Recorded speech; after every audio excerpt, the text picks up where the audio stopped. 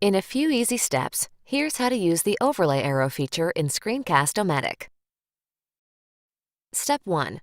Choose the section of the video where you want your arrow to appear. Step 2. Click the Tools menu button and select Overlay, and then the arrow option, or you can press the O key and then the A key. Step 3. Drag and resize the arrow to position it over your video. You can also fine-tune the position by holding down the Control key on Windows or Command key on Mac, then using the arrow keys to nudge the arrow around the video. Step 4. Use the Style button to change the color of the arrow, thickness of the arrow, or to add a shadow.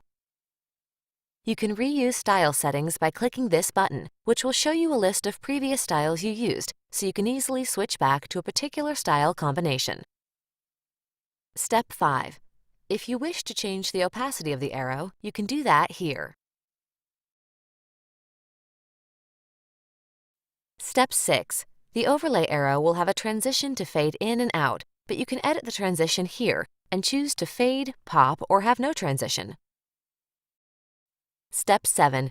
Once you're finished with overlay arrow and ready to see it in action, you can preview it by clicking the Preview button here.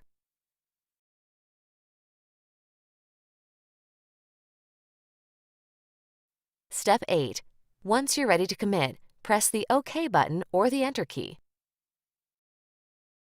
After the overlay arrow is added to your video, a colored span will show on your timeline where the overlay was added.